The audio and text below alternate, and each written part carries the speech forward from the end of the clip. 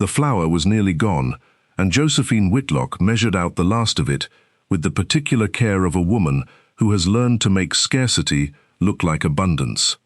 Outside her narrow kitchen window, the sky over the village of Ashenford had not yet turned grey with morning, and the ovens in the shop below had only just begun to warm the old stone walls her father had built with his own hands 20 years before. She was baking, as she did every Thursday without fail, a cake for the children of St. Agnes's Orphanage, not because anyone paid her to do it, and not because anyone would think the less of her if she did not, but because she remembered, with a clarity that never dulled no matter how many years passed, what it had felt like to be a child who received nothing sweet at all. She could not truthfully afford it. The bakery's accounts, kept in her father's careful hand until his death 18 months before, and in her own uncertain hand since, showed a debt that grew rather than shrank, no matter how early she rose or how late she worked.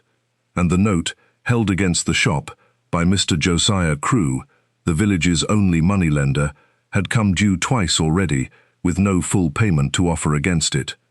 Crewe was not a patient man, and he had begun, in recent weeks, to speak of the debt in terms that made Josephine's stomach turn, not merely of foreclosure, but of an arrangement, as he called it, that would settle the matter entirely, if she would only consent to become his wife. She had refused him twice already. She did not know how many more refusals her circumstances would permit her. And yet each Thursday, whatever the state of her ledger, she found the flour and the sugar and the last precious spoonfuls of her mother's vanilla, and she baked a cake for children who owned nothing of their own, because someone, she believed with a stubbornness that had outlasted every hardship life had handed her, ought to remember that they mattered. She did not know, as she wrapped that morning's cake in a clean cloth and carried it through the grey dawn streets toward the orphanage gate, that a stranger recently arrived in Ashenford had already begun to take a very particular interest in exactly where her cakes went, and exactly what became of them once they arrived. The stranger called himself Mr. Gabriel Vane, and he had taken lodging above the village inn a fortnight earlier, presenting himself to the orphanage's matron, Mrs. Abernathy, as a clerk sent by the charitable trust that funded the institution, come to review the accounts before the trust's quarterly disbursement.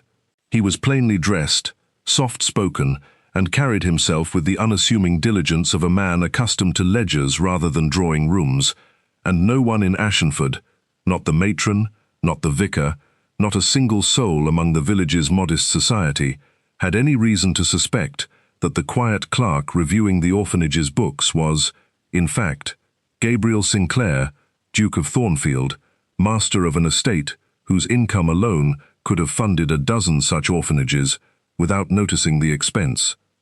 He had come in disguise for reasons that had nothing, at first, to do with cake or with the woman who baked it. The Thornfield Trust had quietly supported St. Agnes's for 3 generations, a legacy of charity his grandmother had begun and his own mother had continued until her death 5 years before. In the months since Gabriel had assumed full control of the family's affairs, the estate's steward, a man named Elias Pruitt, who had managed the trust's disbursements for over a decade, had begun submitting reports of shortfalls at the orphanage, funds that arrived late or arrived diminished, always with some explanation involving the matron's poor management or the children's unusually high needs that year. Gabriel had found the explanations plausible enough at first. It was only when a second, unrelated report crossed his desk, a mention, buried in a solicitor's correspondence, of Mr. Pruitt's recent and unexplained purchase of a substantial property near London, that suspicion had taken root, and Gabriel had resolved to see the truth of the matter with his own eyes, rather than trust a steward's careful paperwork from a distance. He had come to Ashenford, then, expecting to uncover mismanagement, perhaps outright theft, and he had expected, in the course of his investigation, to encounter precisely the kind of charitable hypocrisy he had grown wearily accustomed to in London drawing rooms, society ladies who wore their patronage of orphans like a fashionable brooch, content to have their names read aloud at charity balls, while doing nothing themselves to ease a single child's actual hunger. What he had not expected was a baker's daughter with flour still dusting her sleeves, who arrived at the orphanage gate each Thursday before the sun had properly risen, asking for nothing, expecting no thanks, and greeting every child by name. He first saw her from the window of the small office Mrs. Abernathy had given him to review the accounts, and something about the sight of her, a young woman of perhaps 24, her dark hair escaping its pins, her plain grey dress patched at the hem, carrying a cake that clearly cost her more than she could spare toward children who were not even her own, arrested his attention in a way that no ledger's careful figures had managed in a fortnight of tedious review. "Who is that?" he asked Mrs. Abernathy when the matron came to fetch him for the midday meal. "That is Miss Whitlock, from the bakery on Cooper Lane," Mrs. Abernathy said, with a warmth in her voice that told Gabriel a great deal before she said another word. "She has brought a cake for the children every Thursday since her father died, God rest him, and asked for not a penny in return, though I know for a fact the poor girl can scarcely keep her own shop's fires lit. I have told her a dozen times she oughtn't trouble herself, not with her own difficulties, but she only says the children deserve one sweet thing to look forward to, whatever else the week brings them." Gabriel found himself, that afternoon, inventing a reason to remain in the dining hall past his usual hour, and when the cake was cut and served to the children, a simple sponge, unadorned, but rich with the particular care of a hand that had measured every ingredient as though it were precious, which, he understood now, it very much was, he accepted a slice himself, telling Mrs. Abernathy only that a trust clerk ought to satisfy himself the funds were being put to worthy use, right down to the quality of what the children were fed. It was, he thought, the best thing he had eaten in a year, though he suspected the sweetness he tasted had rather less to do with sugar than with the story behind it. He returned the following Thursday, and the Thursday after that, always with some plausible reason for his presence, always accepting a slice of whatever Josephine Whitlock had baked that week, with an attention that Mrs. Abernathy, fond and unsuspecting, mistook for a clerk's diligence rather than a duke's growing fascination. He learned, in careful fragments gathered from the matron's fond gossip and his own quiet observation, the shape of Josephine's life, her father's death, the debt she had inherited along with the shop, the moneylender's unwelcome attentions, the particular stubborn grace with which she refused to let her own hardship diminish the small kindness she offered children who had even less than she did. He did not yet trust himself to speak to her directly. He told himself this was prudence, the caution of a man conducting a delicate investigation who could not afford to draw attention to himself before he had gathered proof of Pruitt's wrongdoing. He did not examine too closely the other reason that kept him watching Josephine Whitlock from across a dining hall each Thursday rather than approaching her, the quiet, unfamiliar fear that if he spoke to her as himself, even in disguise, he might discover a woman even more remarkable than the one he had already begun, without quite admitting it, to think of far too often. It was Mrs. Abernathy, in the end, who arranged what neither of them had dared to arrange themselves. "Miss Whitlock," she said, on the 5th Thursday of Gabriel's residence in Ashenford, "I wonder if you might spare a few minutes for our Mr. Vane. He has some questions, I believe, about the household accounts, how the food is purchased, what it costs, that sort of thing, and I confess my own head for figures has never been equal to his. You have always had a cleverer mind for such matters than I." Josephine agreed readily enough, with no more suspicion than she might have shown any request from the matron she had come to trust, and so it was that Gabriel Sinclair, Duke of Thornfield, found himself seated across a small wooden table from Josephine Whitlock in the orphanage's cramped office, a ledger open between them, and the whole of his careful composure suddenly, thoroughly, undone by the simple fact of her attention turned fully upon him for the first time. "You wish to ask about the food accounts, Mr. Vane," she said, and he noted, even in that plain question, the same quality he had observed in her from a distance, a directness untroubled by artifice, a woman who asked what she meant and expected honest answers in return. "I did," Gabriel said, and found, to his own mild astonishment, that he had entirely forgotten what question he had intended to ask. "Though I confess, I am equally curious about the cakes, Miss Whitlock. Mrs. Abernathy tells me you bring one each week at your own expense, though your own circumstances, if I understand correctly, are not without difficulty." Something flickered across her face, not quite alarm, but the particular wariness of a woman unaccustomed to having her private struggles discussed by strangers. "My circumstances are my own concern, Mr. Vane, and no business of a trust clerk's ledger, I should think." "Forgive me," Gabriel said, and meant it. "I did not intend impertinence. I only wondered what leads a woman to give away what she can so plainly not spare." Josephine was quiet a moment, studying him with the same searching look he had noticed her give the world in general, a look that seemed to weigh not merely what a person said, but what truth might lie beneath it. "My mother died when I was 6, she said finally, "and my father raised me alone above that bakery, and there were years, Mr. Vane, when we had little enough ourselves. But every Christmas, whatever else we lacked, my father found some way to bake something sweet, because he said a child ought to have one thing in the year that tasted like being loved, even if everything else tasted like hardship. I do not have much to give the children at St. Agnes's, but I can give them that." Gabriel found in that moment that he could not speak at all, and covered his silence by making a show of studying the ledger before him, though the figures swam meaninglessly beneath eyes that had, for the first time in longer than he cared to admit, filled unexpectedly with something perilously close to tears. "That is not a small thing to give," he managed at last. "I think it may be the largest thing a person can give another, in fact, the assurance that they are remembered kindly, even by strangers." "You speak rather feelingly for a clerk of accounts, Mr. Vane," Josephine said, though there was no accusation in it, only a curious, careful warmth, as though she too had noticed something in him that did not quite match the plainness of his coat. "I have had cause, lately, to think a great deal about what people owe one another," Gabriel said, which was, he reflected, both entirely true and entirely insufficient as an explanation.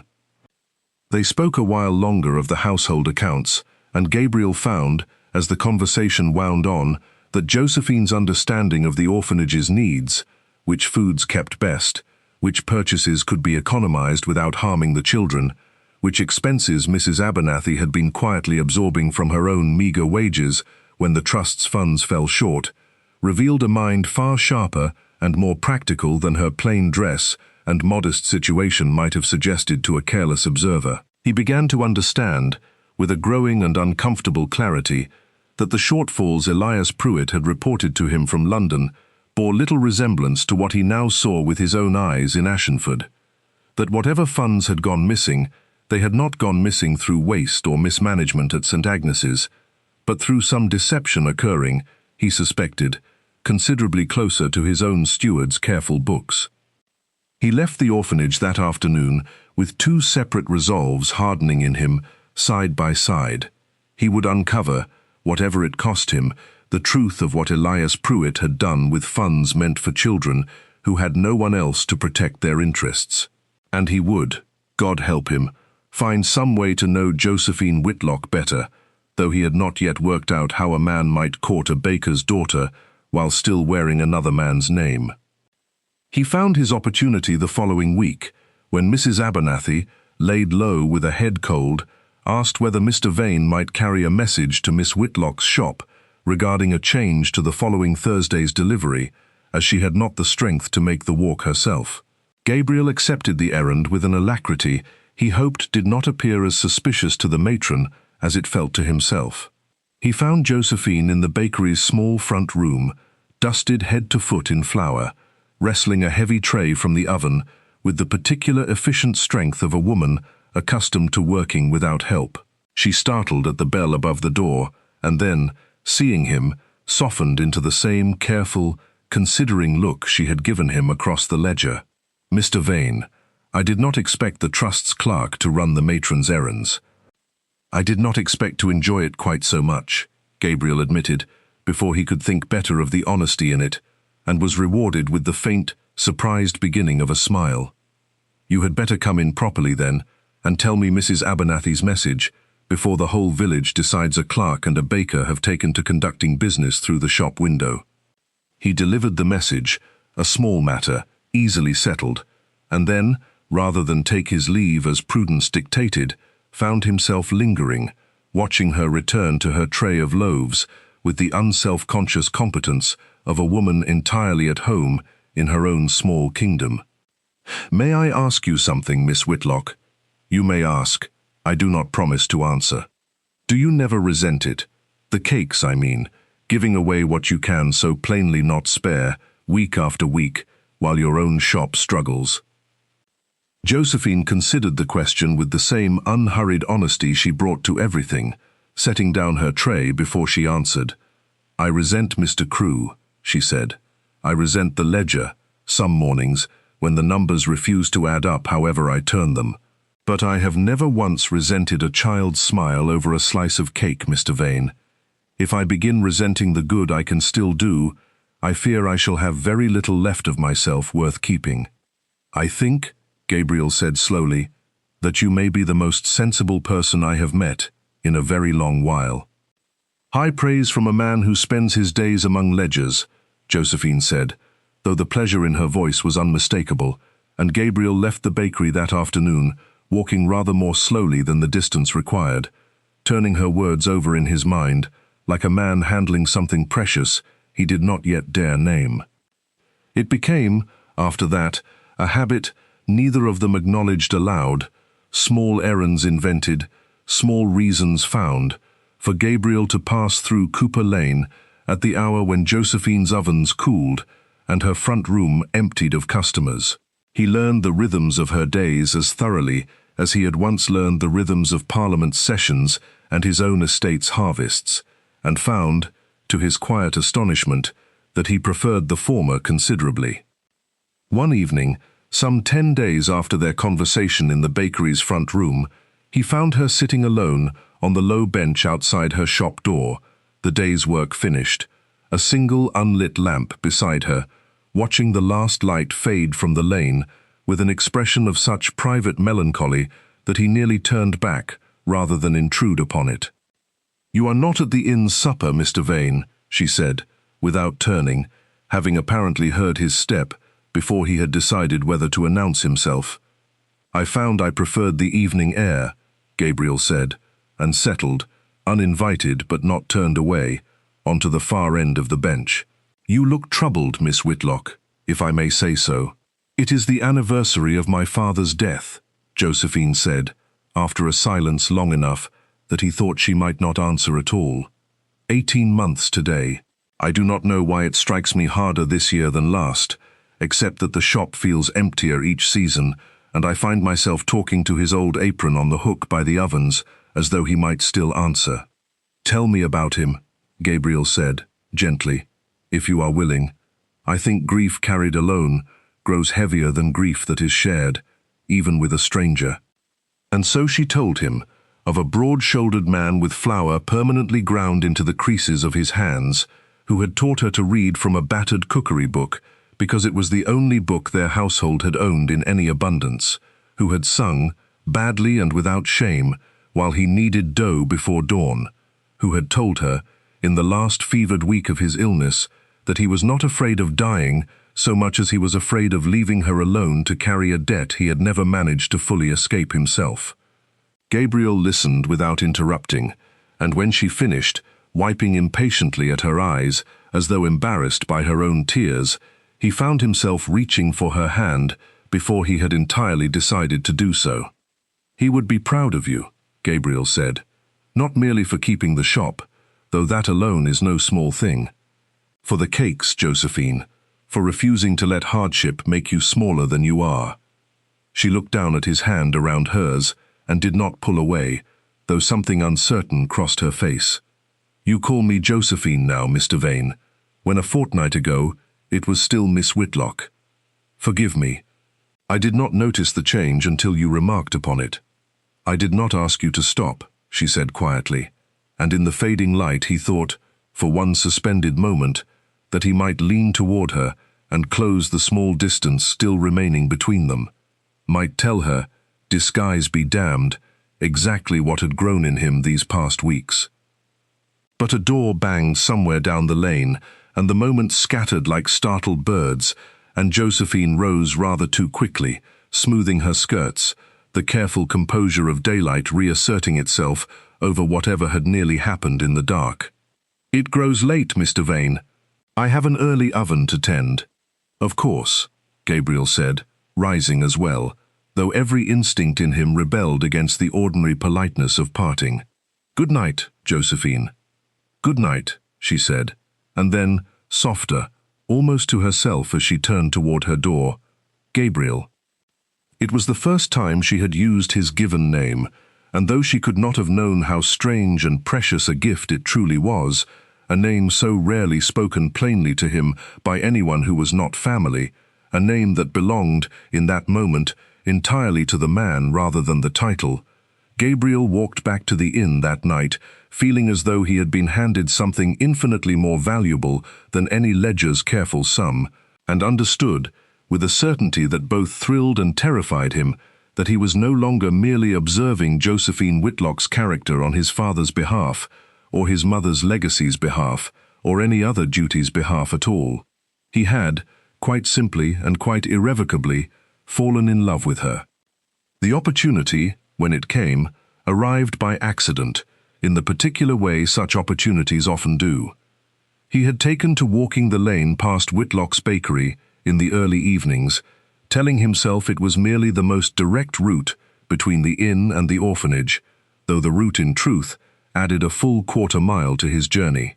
On one such evening, a week after their conversation in the orphanage office, he found Josephine standing outside her shuttered shop in the fading light, staring at a paper nailed to her own door, with an expression of such stricken devastation that he crossed the lane toward her before he had entirely decided to do so. "Miss Whitlock," he said, "what has happened?" She startled at his voice, and he saw her attempt, in the space of a breath, to compose herself into the careful blankness she wore before the rest of the village, though the effort cost her visibly. "Mr. Crewe has given notice," she said. "The debt on the shop is to be settled in full within the month, or he will take possession of the premises. I have not the sum, Mr. Vane, and I have no prospect of raising it, and I do not know what is to become of me, or of the bakery my father built, or of the Thursday cakes, which I suppose must end along with everything else." "Surely there is some arrangement to be made," Gabriel said, though his mind was already working through half a dozen ways he might resolve the difficulty himself, if only he could do so without revealing a hand he was not yet prepared to show. "Some extension, some—" "There is an arrangement," Josephine said, and her voice had gone strangely flat, the flatness of a woman describing a fate she has already resigned herself to enduring. "Mr. Crewe has offered to forgive the debt entirely, if I will consent to marry him. He has offered it twice before, and I have refused him twice, but I do not think I have the luxury of refusing a third time, not when the alternative is losing everything my father worked for, and disappointing every child who has come to expect a cake on Thursday." "You cannot marry a man merely to settle a debt," Gabriel said, more sharply than he intended, the words torn from him by an anger he had no right, as a trust clerk, to feel on her behalf. "Can I not?" Josephine turned to face him fully, and there was no self-pity in her expression, only a weary, clear-eyed honesty that struck him harder than tears would have. "Women marry for far worse reasons every day, Mr. Vane, in far grander houses than mine. At least Mr. Crewe offers a debt cleared and a roof kept over my head. I do not think sentiment is a luxury available to a woman in my position." "Then let it be a luxury I insist upon on your behalf," Gabriel said, before he could stop himself.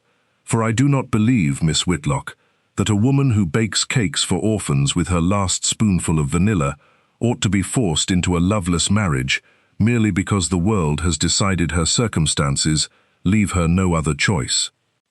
Josephine looked at him for a long, searching moment, and he feared, in the silence that followed, that he had revealed too much of a feeling he had no business declaring while wearing a false name. But instead of drawing back, something in her face softened, unguarded, and she said, quietly, "You are a strange sort of clerk, Mr. Vane, to speak so passionately of a stranger's marriage prospects." "Perhaps I am not entirely what I seem," Gabriel said, which was, he reflected, both the truest and most dangerous thing he had said to her yet. He gave her no more explanation than that, and she asked for none, though he saw the question linger in her eyes as they parted that evening, a small, wondering suspicion that the plain clerk before her carried some weight, some authority, some truth he had not yet chosen to share. He resolved, that same night, to act swiftly on two fronts at once. He would send word to his own solicitor in London, instructing him to quietly purchase the note Josiah Crewe held against the Whitlock bakery through an intermediary that would reveal nothing of the Duke of Thornfield's involvement, so that whatever else happened, Josephine would never again be forced to choose between her father's shop and a marriage she did not want. And he would begin, in earnest, to unravel the truth of Elias Pruitt's dealings with the orphanage's funds, for he had come to believe, with growing certainty, that the two matters, the theft from St. Agnes's and the debt strangling Josephine's bakery, were not so unconnected as they first appeared. For Josiah Crewe, he had learned from careful inquiry, held not only Josephine's note, but several others besides, purchased in recent months from a source Gabriel suspected, though he had not yet proven it, led directly back to his own steward's private accounts. The proof came a fortnight later, in the form of a ledger Gabriel discovered, through means he was not entirely proud of, in a locked drawer of the orphanage's own strongbox, a second set of accounts, kept in Pruitt's unmistakable hand, recording disbursements to the orphanage that never matched the sums Mrs. Abernathy had actually received. The difference funneled instead, through a chain of transactions designed to obscure its origin, into loans extended by Josiah Crewe to vulnerable villagers across 3 counties, loans that Pruitt and Crewe then split between them at considerable profit, while the orphanage's children went without coal in winter, and Josephine Whitlock nearly lost her father's shop to settle a debt manufactured, in no small part, by the very funds meant to protect children like the ones she fed each Thursday. Gabriel sat with that ledger long into the night, rage and grief tangled together in equal measure. Grief for his mother's legacy, corrupted by a man she had trusted. Rage on behalf of children who had gone cold and hungry, while Elias Pruitt purchased property near London. And beneath both, a fierce, protective fury on behalf of a baker's daughter who had been driven nearly to a loveless marriage by a scheme she knew nothing of, orchestrated by men who would never once have considered the cost of their greed, measured in her tears. He knew, holding that proof in his hands, that his disguise could not last much longer. To expose Pruitt and Crewe fully, he would need to act as the Duke of Thornfield, not as a humble clerk, with no authority beyond a borrowed name. And he knew, with a dread that surprised him in its intensity, that the moment he revealed himself, Josephine would learn that the man who had listened to her confess her deepest fears in the fading evening light had been, all along, a duke who could have solved her every difficulty with a single stroke of his pen, and had chosen, instead, to let her suffer a little longer while he gathered evidence and guarded his own concealment. Before he could act on the ledger's proof, however, Elias Pruitt himself arrived unexpectedly in Ashenford, summoned by some anxious instinct or some careless word passed along by a servant at Thornfield who had noticed his master's prolonged and unexplained absence. Gabriel encountered him quite by chance outside the orphanage gate, and watched the steward's practiced composure falter for the barest instant at the sight of the man he knew as Mr. Vane, standing rather too familiarly near the strongbox he had come, Gabriel now understood, to check upon himself. "Mr. Vane," Pruitt said, recovering his smoothness quickly, though his eyes had gone sharp with calculation. "I did not know the trust employed a resident clerk. How thorough of His Grace, to take such an interest in these small accounts." "His Grace takes a very particular interest," Gabriel said, holding the steward's gaze without blinking, "in accounts that do not add correctly, Mr. Pruitt. I wonder if you might explain to me the discrepancy between the sums recorded as sent to St. Agnes's and the sums Mrs. Abernathy has actually received these past 2 years. He watched the colour drain from Pruitt's face, watched the steward's mind working rapidly behind eyes that had gone suddenly wary, and understood, in that unguarded moment, that his suspicions had been entirely correct, and that Pruitt, cornered and desperate, was a man who might yet do something rash before the law could properly catch him. "I do not know what you mean," Pruitt said, too quickly. "The accounts are managed precisely as His Grace's late mother instructed, and I would remind you, sir, that a clerk, questioning a steward of 12 years' standing, oversteps his place considerably." "Then you will not object," Gabriel said evenly, "to His Grace himself reviewing the matter directly, when he arrives to settle it in person." He did not reveal in that exchange that His Grace stood already before him, though he saw, in the flicker of unease that crossed Pruitt's face, that the steward suspected something he could not yet name.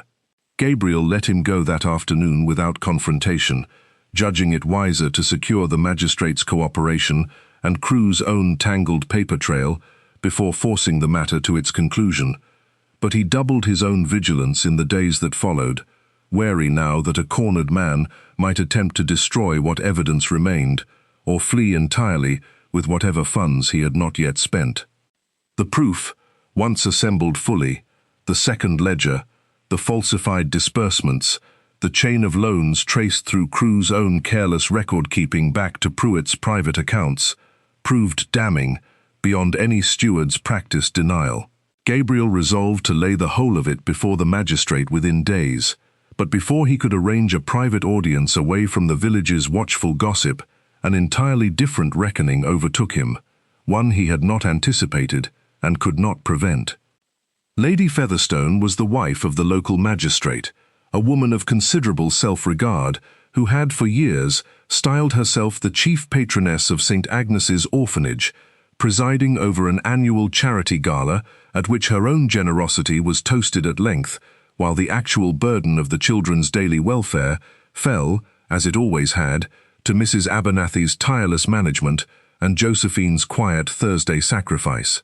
It was Lady Featherstone's particular delight to preside over that year's gala with an especially grand announcement. The arrival, she had recently learned, through channels she did not trouble to explain, of the Duke of Thornfield himself, travelling incognito through the district, and soon, she was certain, to reveal himself as the guest of honour at her carefully planned affair. She had learned this, in truth, from her own lady's maid, who had overheard a stable boy remark upon a crest, glimpsed on a trunk, delivered quietly to the inn where Mr. Vane lodged. A crest, the stable boy's own uncle, once a groom at a great London house, had recognised at once as belonging to the Duke of Thornfield's family. Lady Featherstone announced her suspicion to the assembled gala guests with a theatrical flourish, before Gabriel had any chance to prevent it, declaring to the astonished room that their humble Mr. Vane was, in truth, none other than His Grace the Duke of Thornfield himself, come to grace their small village with his presence, and was it not the most delightful surprise imaginable? Josephine, standing near the refreshment table with a tray of small cakes she had been asked, as ever, to provide without payment, went very still at the words, and Gabriel, across the crowded room, saw the exact moment understanding broke over her, saw her set the tray down with great and careful precision, as though she did not trust her hands to hold it steady a moment longer. He crossed the room toward her at once, but she was already moving away, through the startled murmur of the gathering crowd, out through the nearest door, into the cool evening air, and he followed her, careless now of what the room made of his haste, careless of everything but the need to reach her before the hurt in her face hardened into something he could not undo. He found her in the small garden behind the assembly rooms, her back to him, her shoulders rigid. With an effort at composure, he recognized all too well from their first true conversation weeks before. "Josephine, Your Grace," she said, and the title came from her like something bitter, formal in a way she had never once been with him before, even in her most guarded moments. "I find I do not know what to call you. I have spent weeks speaking to a clerk named Gabriel Vane, who does not, it seems, exist." "He exists," Gabriel said. "Everything he told you was true, Josephine. The concern for the accounts, the anger at your circumstances, the feeling," Josephine said, turning to face him now, her eyes bright with tears she refused to let fall, "that grew between us these past weeks. Was that true as well, Your Grace, or was I merely another figure in your ledger, a curious specimen of charity to observe, the way you observed the orphanage's accounts, before you returned to London and your proper life, and left the rest of us to whatever fortune the truth left behind?" "It was the truest thing I have felt in years," Gabriel said, closing the distance between them, though she did not step back this time, only stood rigid, watching him with an expression caught between hope and hurt in equal measure. "I came to Ashenford to investigate my own steward's theft, Josephine, not to fall in love with a baker's daughter, and I did not expect, when I first saw you carrying that cake through the grey dawn, that everything I believed about duty and disguise would come undone by the sight of a woman who gave away what she could not spare because she remembered what it felt like to have nothing."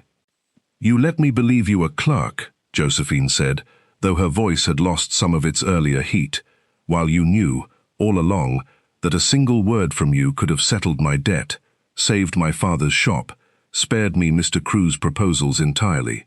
Do you understand what that knowledge costs me now, Your Grace? Every kindness you showed me, I must now wonder whether it was truly meant for me, or merely for the curious clerk's experiment you were conducting." "I did not let you suffer for sport," Gabriel said, and the anguish in his voice was not feigned. "I delayed revealing myself because I feared that the moment I did, Elias Pruitt would learn a duke was investigating him and flee with what remained of the funds he stole from children who had no one else to protect them. I delayed because I did not yet have proof enough to act, and because, I will not lie to you now, of all moments, because I feared that the instant you knew what I was, you would see only the title and not the man who had come to matter to me more than any duty I have ever owed my name." Josephine was silent a long moment, and Gabriel watched her weigh his words against the wound of his deception, watched the same fierce, careful intelligence that had first drawn him to her turn, now upon the question of whether she could trust what remained. "I do not know how to separate the man from the disguise," she said finally, quietly. "I do not know, Your Grace, whether the Josephine you knew in that garden lane was a woman you loved, or merely the last honest thing you found in a village full of people performing kindness for your benefit. I think I need time to know the difference myself before I can trust yours." She left him there in the cool dark of Lady Featherstone's garden, and Gabriel did not follow her, though every instinct in him rebelled against letting her walk away with so much unresolved between them. He understood, watching her go, that he had earned this distance through his own prolonged silence, and that no declaration, however sincerely meant, could undo the simple fact that he had let her fear a loveless marriage and a lost inheritance for weeks longer than his own power could easily have prevented. He spent the following days in grim, necessary work. He revealed himself fully to the magistrate, Lady Featherstone's own husband, considerably more sensible than his wife where matters of law were concerned, and laid before him the evidence of Elias Pruitt's theft and Josiah Crewe's complicity, the second ledger, the falsified disbursements, the chain of loans extended against funds stolen from children who had gone cold in winter while two men grew rich on their suffering. Pruitt was arrested within the week, his London property seized to repay what could be recovered of the orphanage's stolen funds. Crewe, facing prosecution alongside him, found himself considerably more willing to discuss the terms of every note he held, and Gabriel ensured, with cold and thorough satisfaction, that the note against Whitlock's bakery was marked paid in full, along with every other debt Crewe had extracted through the scheme's cruel machinery, and that the moneylender's business in Ashenford came to a complete and permanent end. He did not tell Josephine himself. He sent no note, made no visit, offered no explanation of what he had done on her behalf, for he understood, with a clarity that cost him a great deal to maintain, that she had asked for time, and that arriving at her door bearing gifts of rescued debts and defeated villains would only prove, in the worst possible way, that he still believed a duke's power could simply overwrite whatever hurt his deception had caused. Instead, he waited, in the plain rooms above the village inn he had not yet troubled to vacate, and let the truth of what he had done reach her through the ordinary channels of village gossip, as it inevitably would, through Mrs. Abernathy's astonished report that the trust's funds had been restored twofold, through the magistrate's public account of Pruitt's arrest, through the quiet, spreading knowledge that Josiah Crewe's business had collapsed entirely, and every debt he held stood suddenly, mysteriously, forgiven. The waiting was, Gabriel found, a considerably harder discipline than any he had practiced during his weeks of careful disguise. He had grown accustomed to seeing Josephine several times each week, in the orphanage office, in the bakery's warm front room, in the fading light of the garden lane, and the sudden absence of her, self-imposed though it was for both their sakes, left his days feeling strangely hollow, his evenings unaccountably long. He occupied himself with the tedious, necessary business of Pruitt's prosecution, with letters to his London solicitor confirming the transfer of every forgiven debt, with a growing correspondence to his own estate steward's replacement regarding safeguards to prevent such theft from ever again touching funds meant for children who had no one else to guard their interests. He told himself the work was sufficient occupation for a duke with a scandal to manage. He did not entirely believe it. He heard of Josephine only second-hand in those weeks, that she had returned to her Thursday deliveries at St. Agnes's without missing a single one, that her shop had reopened its accounts, free of Crewe's shadow for the first time in years, that she had been seen, on more than one occasion, standing very still outside the inn where Mr. Vane had once taken his lodging, before turning away again without knocking. Mrs. Abernathy, who had appointed herself an unofficial and entirely unsubtle intermediary between the two of them, brought Gabriel small reports whether he solicited them or not. "She asks after you, Your Grace, though she would deny it to her own reflection," the matron told him, on one of her visits to discuss the trust's newly secured accounts. "I think she does not yet know how to forgive a duke for the sins of a clerk who never truly existed, and yet cannot quite make herself stop missing the clerk regardless. I do not wish to press her before she is ready," Gabriel said, though the words cost him considerable restraint. "I would rather wait 100 years than ask her to trust me again before her own heart has settled the question honestly." "That," Mrs. Abernathy said, with the particular satisfaction of a woman who believes herself proven right, "is precisely the sort of patience that will win her in the end, Your Grace, though I do not think either of you will thank me for saying so." She paused a moment longer at the door before taking her leave, and added, more gently than was her usual habit, "For what it is worth, sir, I have never in all my years at St. Agnes's seen a man so thoroughly undone by the sight of a woman carrying a cake. Whatever else you were investigating when you came to this village, I do not think you left it having found only a thief." It was 3 weeks before Josephine came to find him. She came to the inn on a grey Thursday morning, still in her baking apron, flour still dusting her sleeves, and when the innkeeper's boy told Gabriel a young woman waited for him below, he came down the narrow stairs with a heart pounding harder than it had at any moment during the whole of Pruitt's exposure and arrest. "You paid Crewe's note," Josephine said, without preamble, standing very straight in the dim common room, "and every other note he held besides.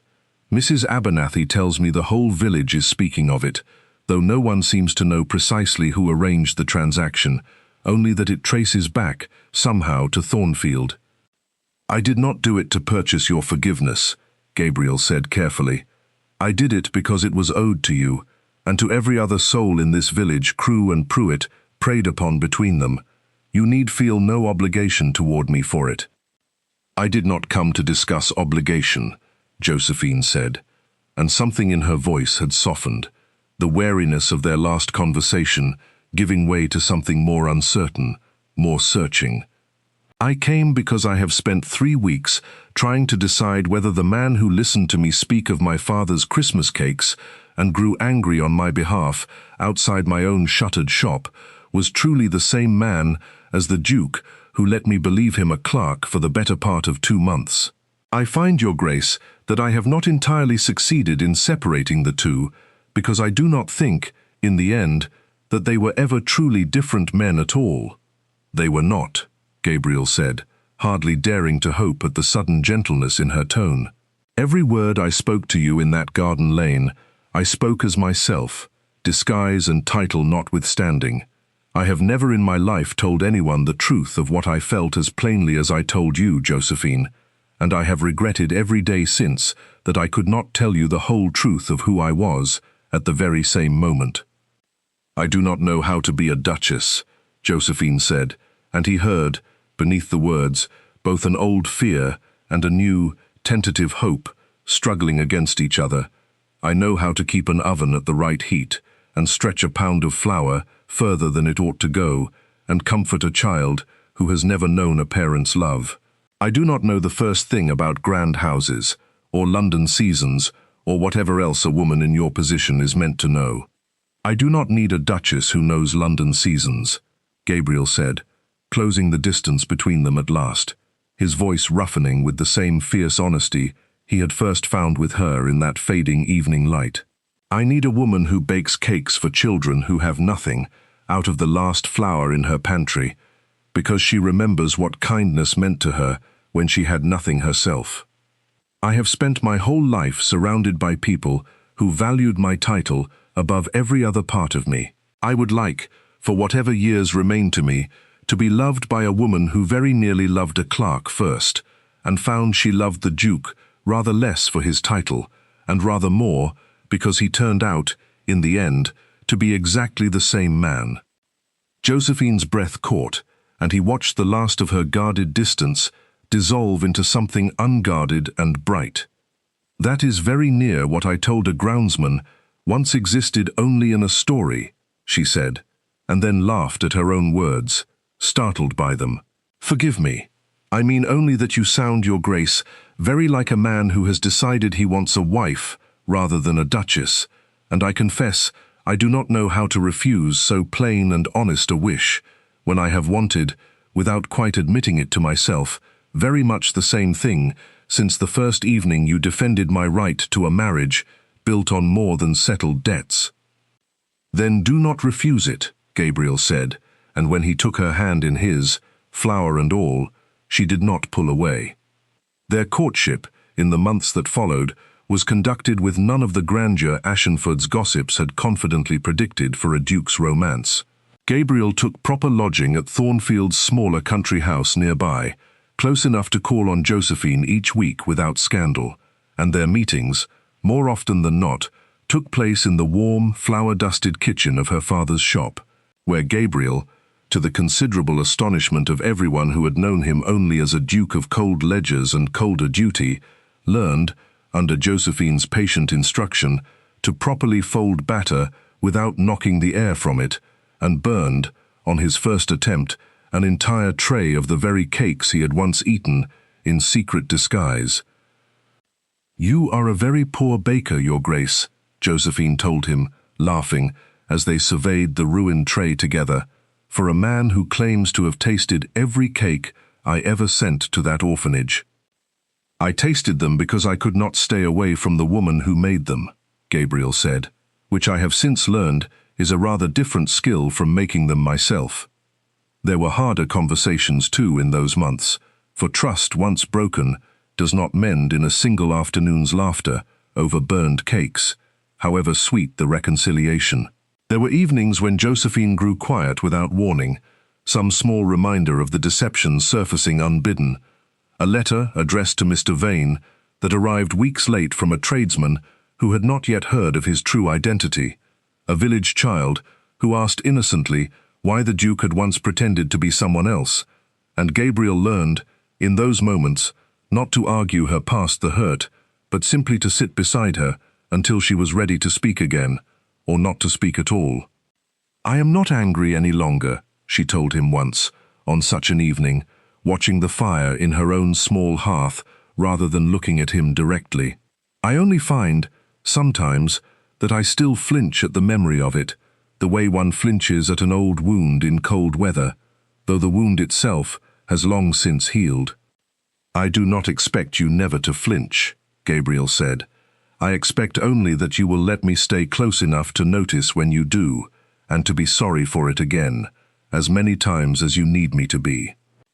It was, perhaps, that patient willingness, to be told and retold and forgiven again and yet again, without impatience or wounded pride, that finally convinced Josephine, more thoroughly than any single grand gesture could have, that the man beside her hearth was not merely a duke performing contrition, but a man genuinely remade by the knowledge of what his silence had cost her. Mrs. Abernathy, when she learned the full truth of Mr. Vane's identity and Josephine's part in unraveling Pruitt's theft, wept without shame and declared that she had known from the very first Thursday that there was something remarkable in the way the quiet clerk watched Miss Whitlock cross the yard with her cake held carefully before her, though she confessed she had taken it, at the time, for nothing more than a hungry man's appetite. "It was never only appetite, Mrs. Abernathy," Gabriel told her, with a warmth that surprised even himself, for a man who had spent so many years guarding his feelings behind duty and disguise alike. "Though I will admit, the cakes themselves were very good." By early winter, when Gabriel finally knelt before Josephine in the very bakery kitchen where their strange courtship had first properly begun, flour still dusting the worn wooden table between them, there was no longer any question in either of their minds of what her answer would be. "I have very little to offer a duke," she told him, though she was already laughing through unshed tears, "beyond a shop with a modest income and a talent for sponge cake that I am told is rather better than average." "You have offered me," Gabriel said, "the only honest thing I have found in years of grand houses and careful ledgers. I do not think, Josephine, that there is a dowry in England I would value above that." "Then I accept," she said, "though I warn you now, Your Grace, that I intend to keep the shop regardless of what any duchess is meant to do with her time, and I intend to keep every Thursday exactly as it has always been." "I would have it no other way," Gabriel said, and kissed her there among the flour and the cooling ovens, with none of the ceremony a duke's betrothal was meant to command, and every bit of the honesty theirs had always, from the very first stolen cake, deserved. Their wedding, when it came the following spring, was held not in Thornfield's grand family chapel, where dukes before him had married amid pomp and ceremony stretching back 3 generations, but in the modest stone church of Ashenford itself, with every child from St. Agnes's Orphanage seated in the front pews in new clothes Josephine had insisted upon providing herself, and a cake, vast, many-tiered, and unmistakably her own recipe, though baked now with proper ovens and proper help, served afterward to every guest, grand and humble alike, at a wedding breakfast held in the very garden where Josephine had once wept over a debt she believed no honest kindness could ever undo. "You are certain?" Gabriel asked her, as they stood together at the edge of that garden, while the last of the wedding guests danced beneath lanterns strung through the trees, "that you would not have preferred a grander sort of wedding, Your Grace of a wife, that you are now?" "I have had grand enough already," Josephine said, resting her head against his shoulder, watching the children from St. Agnes's chase one another across the lawn, with a happiness she had once feared she would never live to see so freely given. "I wanted only honesty, and cake, and a man who loved me before he ever knew what a duchess was meant to look like. I find I have exactly that, and I would not trade it for every grand chapel in England." He drew her closer, watching the lanterns catch in her dark hair, and thought of the first grey Thursday morning he had seen her cross the orphanage yard with a cake she could scarcely afford, believing herself entirely unwatched. He thought of every disguise he had worn since, to protect what he did not yet understand he was already beginning to love, and of every fear he had carried that the truth, once known, would cost him the very thing he had come to Ashenford never expecting to find. He understood now, with the particular clarity that only comes on the far side of a hard-won happiness, that he had spent a fortnight believing himself a duke investigating theft, and had left that village, in the end, having found something a great deal more valuable than any recovered fortune, a woman who had taught him, one Thursday cake at a time, exactly what it meant to be loved for himself alone. And so it was that Josephine Whitlock, who had once measured out her family's last spoonful of flour before dawn each Thursday, believing herself entirely unremarked and unremarkable, became instead a duchess beloved not for the grandness of her name, but for the quiet, unwavering generosity that had first drawn a disguised duke's attention across a crowded dining hall, a generosity that continued all her life in the form of a bakery she never once gave up despite her new title, and a standing arrangement honored every single Thursday for the whole of her long and happy marriage, that no child at St. Agnes's orphanage should ever again go without one thing in the week that tasted, unmistakably, like being loved. In later years, when their own children asked how a duke had ever come to marry a baker's daughter from a village most maps scarcely troubled to name, Gabriel would tell them, without fail, the same simple answer, delivered always with the particular warmth reserved for a truth he never tired of repeating. He would tell them that he had come to Ashenford disguised as a humble clerk, expecting to find greed and vanity among the village's charitable patrons, and had found instead a woman who gave away her last spoonful of vanilla to children who were not her own, because she remembered what it felt like to have nothing sweet in a hard year. He would tell them that he had tasted every cake she ever sent to that orphanage, not because a clerk's duty required it, but because he could not stay away from the woman who made them, and that somewhere between the first slice and the last, he had stopped being a duke conducting an investigation, and become, instead, simply a man who had found, in the last place in England he expected to look, the one honest heart he could not live without. Mrs. Abernathy lived long enough to see two of Josephine's own children raised half at Thornfield and half in the bakery's flour-dusted kitchen, both equally beloved, both taught in equal measure to knead dough and to read a ledger honestly, and she never once let a Thursday pass, for the whole remainder of her long service to St. Agnes's, without reminding some newly arrived child that the Duchess herself had once stood exactly where they now stood, small and uncertain, and hungry for something sweet, and had grown, in time, into a woman whose kindness had changed the fortunes of an entire village, one modest cake at a time. "It is a small thing to bake a cake," Josephine told her own daughter once, many years later, standing together in that same familiar kitchen with flour dusting both their sleeves. "But I have learned, my darling, that small things done faithfully, week after week, without any thought of reward, have a way of becoming the largest things in a person's whole life, if only one has the patience to keep doing them long enough for someone worth loving to notice."